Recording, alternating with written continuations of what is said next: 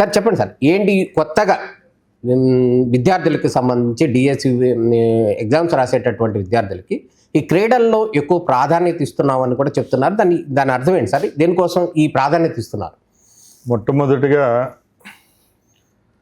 ఆంధ్ర రాష్ట్రంలో క్రీడల్లో ఎవరైతే నైపుణ్యం ఉంటుందో, క్రీడల్లో సర్టిఫికేట్ పొందిన ఉంటారో, నిష్ణాతులై ఉంటారో వాళ్లకు ఎప్పుడూ లేని విధంగా ఈ కూటమి ప్రభుత్వం ఏర్పాటైన తర్వాత గౌరవ ముఖ్యమంత్రి నారా చంద్రబాబు నాయుడు గారు 3% రిజర్వేషన్ తీసుకొని రావడం ఉంది గవర్నమెంట్ ఉద్యోగాల్లో.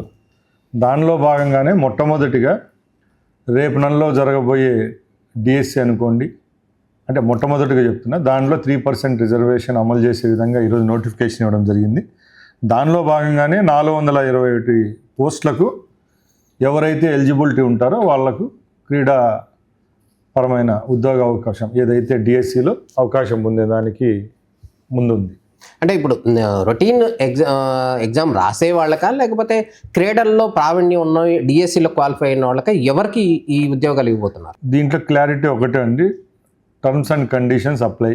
ఓకే, 3% డిఎస్సీలు అంటే ఒకటి గుర్తుపెట్టుకోవాలా, ఎవరైతే టెట్ క్వాలిఫై అయ్యి ఎవరైతే అన్ని ఎలిజిబిలిటీలు ఉండి ఈ క్రీడా సర్టిఫికెట్లు ఎవరైతే పొంది ఉంటారో, నేషనల్ ఇంటర్నేషనల్ గేమ్స్ అయితేనే అలాగే డిస్టిక్ కాంపిటీషన్స్లో ఎవరికైతే పథకాలు సాధించి సర్టిఫికెట్స్ పొంది ఉంటారో వాళ్ళకి మాత్రమే దీంట్లో ఎలిజిబిలిటీ ఉంటుంది.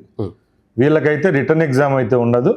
బట్ రెగ్యులర్ ఎగ్జామ్ వాళ్ళకి వీళ్ళకి తేడా, ఓన్లీ ఎగ్జామ్ ఉండదు. ఎగ్జామ్ ఉండదండి, ఈ సర్టిఫికెట్లు ఎగ్జామ్గా పరిగణలోకి తీసుకుంటాం. ఈ వెయిటేజ్ అనేది వచ్చి వాళ్ళు పొందిన సర్టిఫికేట్స్ ఎన్నైతే ఉంటాయో దాని వెయిటేజ్ని తీసుకోవడం జరుగుతుంది. కాబట్టి దానిలో 3% భాగం అంటే 421 పోస్ట్ 16,000 పోస్టులలో మా భాగం 3% అంటే క్రీడలకు సంబంధించి 421 పోస్టులు వస్తాయి.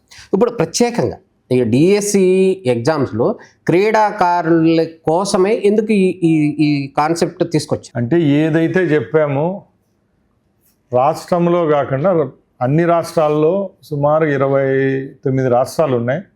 అన్ని రాష్ట్రాల్లో 1-2% రిజర్వేషన్ ఉందండి. మన రాష్ట్రంలో ఈ ఏదైతే మేము ముందు స్పోర్ట్స్ పాలసీలో ముఖ్యమంత్రి గారు చెప్పడం జరిగింది, ఆ 2%ను 3% చేస్తాం. గవర్నమెంట్ జాబ్స్లో ఎవరైతే ఆంధ్రప్రదేశ్లో ఉన్న క్రీడలకు సంబంధించి 62 గేమ్స్ ఉన్నాయి, ఈ శాప్ పరిధిలోకి వస్తాయి. ఈ 62 గేమ్స్లో ఎవరైతే సర్టిఫికేట్స్ క్వాలిఫికేషన్ ఉంటుందో వాళ్ళకు మాత్రమే ఈ 3% రిజర్వేషన్ ఇస్తామని ప్రీవియస్గా చెప్పడం జరిగింది. దాన్ని ఒక జీవోగా తీసుకొని వచ్చి మొట్టమొదటిగా ఇదే టైంలోనే ఈ డిఎస్సి కూడా రావడము, ఆ డిఎస్సిలోనే ఫస్ట్ ఫేజ్లోనే మాకు 421 పోస్ట్ రావడం చాలా ఆనందదగ్గ విషయం.